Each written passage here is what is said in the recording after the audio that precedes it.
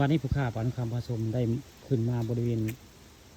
หลังถ้ำได้สิย่างไปศาลาได้สิย่างไปศาลาเพื่อนนี่ศาลานั้นมันสิมีถ้ำแล้วก็มีหูได้มีรูปภาพกระเจ้าแกะสลักสังมีมืดได้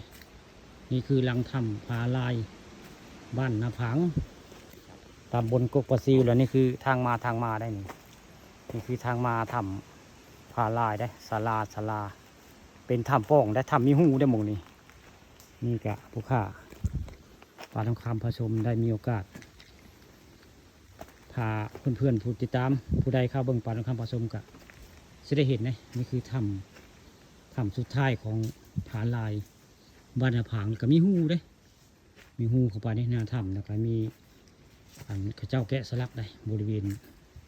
ถ้ำผาลายบ้านนาผางมากับลุงมงคลคนบำรุงคำได้ทีมงาน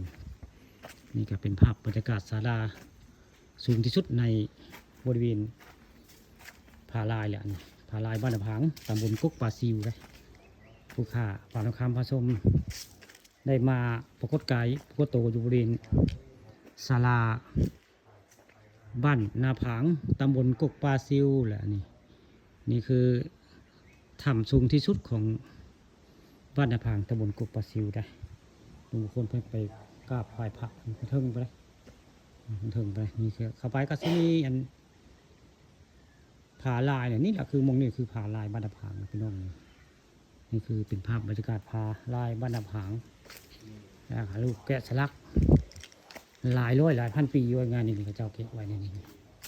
นี่ก็สิเห็นได้คนโบราณคนแกะสลักไว้อย่างนี้นี่เป็นภาพดีแล้วนี่พระเจ้าสร้างไว้สมัยใดได้นี่เป็นหูหยักหูหยังแล้วก็มีเงินมาแปะเงินไว้ได้นี่มาแปะเงินใบร้อยไว้ในรูปปั้นในรูปนี่นะนี่ใบร้อยใบนึงนะนี่รูปซองใบไม่ได้นี่มีคนมาแปะเงินไว้ตายนี่ก็มีได้นี่จักอะไรก็บรูเด้ออันนี้พระเจ้าแต่ไว้เดี๋ยวผู้ข้าชี้ท้ายเลขรหัสเลขไว้อยู่เพื่อว่าจะได้เลขได้เบอร์น้ำมันนี่ผู้ข้าปานคำก็ใช้เลขบัตรนี้เดียวเลขดังใช้บัตรนี้พี่น้องเดี๋ยวชี้ท้ายเลขเงินไว้